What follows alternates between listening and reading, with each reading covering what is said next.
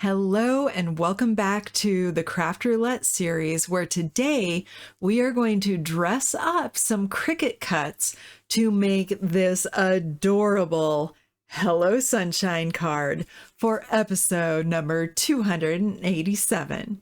Let's play.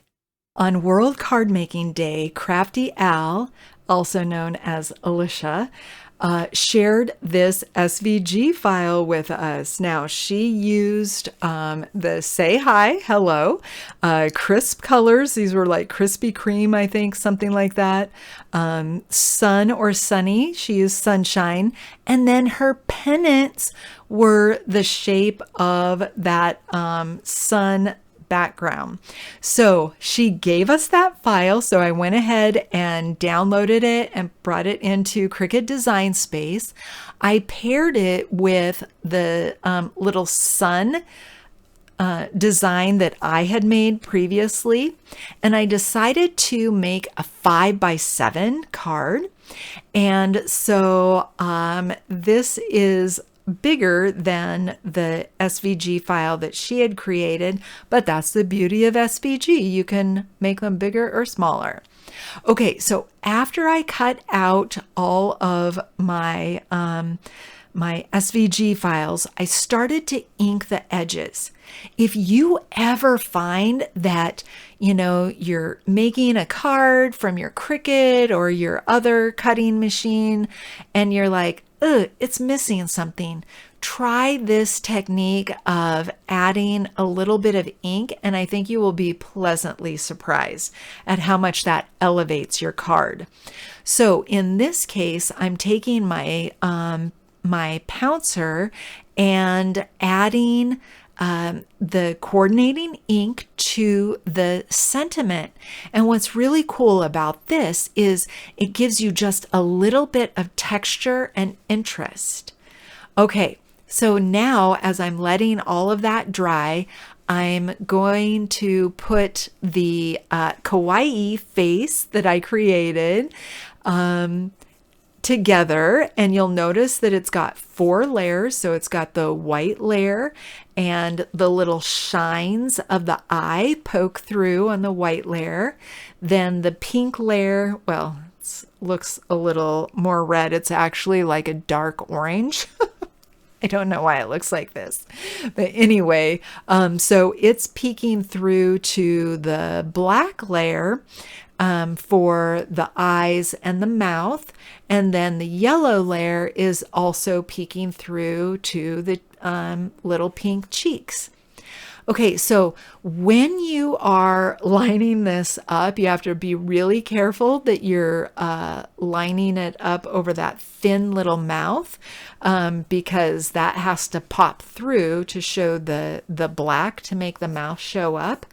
But could you imagine like trying to cut that little piece and then like gluing it on to your project? This is a much better way to go by just having it cut out. If you would like to learn how to make your own kawaii face, I have a video and I show you exactly how I made this in a free software called Inkscape, where you can learn how to design your own SVG files. So if you've ever wanted to make your own SVG files or your own stickers, like that is the program to use. It is free. I love it. If you're interested, let me know in the comments. Would you be interested in more tutorials learning how to design your own SVG files in Inkscape? If so, I would love to make them because it is such a fun program. Okay, so now I'm going to add the face to the sun. Remember, you could add this to anything. You could make this the center of a flower, or you could design it on a different shape altogether. So now I'm going to put a block on it to dry while I adhere the sentiment to the offset, the little background. And again, This, by providing an offset to the sentiment, it's going to make it pop off of the page better. All right. And don't forget, in your design software, you could also add additional offsets if you want to, layer it up even more. Okay, so I'm going to add, now that the little kawaii face sun is dry, I'm going to add that to its own little white offset. And then I'm going to be able to put the rest of the card together. So cute. I love it. Yeah, I really hope you'll let me know if you want to learn how to make your own SVG files, because this, just looking at it, like, it just brings me so much joy. And this thing, you can just put little kawaii suns all over and send them out to the people that you love. Okay, so now I'm going to make the background, and the background, because I had done all of those little pieces and jumbled them up, I'm like, ooh, I better like lay these out, because knowing me, I would glue something in the wrong place. So I went ahead and kept them in order, and then started gluing them onto just a regular white piece of thin cardstock. You could use copy paper. It doesn't really matter because no one's going to see it. But I lined up this side that I am not going to trim down. I lined it up with the edge. And then after I let it dry, I went ahead and trimmed off the excess that I didn't need. And even after trimming off that excess, I went ahead and in my paper trimmer, I cut off a little bit more, because I wanted to have a bit of white showing around the border of that. So I had a different mat. Okay, so on the inside of the card, I know I already had my pennants covered, but I decided that I wanted to stamp something on the inside of the card. So I used the Christina Werner banner and balloon stamps and stencil set. You can get these through Concord and Ninth, so I'll put a link in the description below.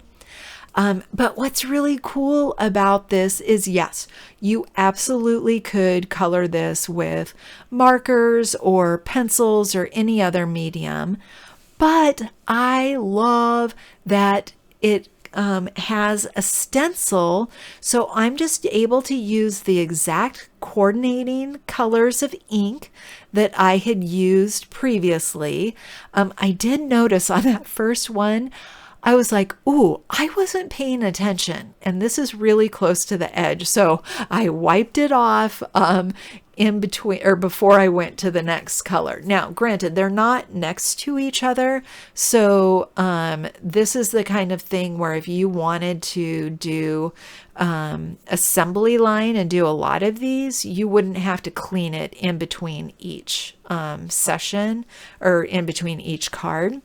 Okay, so I added this to the inside of my card, and again, this is a 5x7-inch card, and so I just cut the inside panel down by 1/4 of an inch on both sides, and then place that right inside, and then turned it over so that I could start working on the front.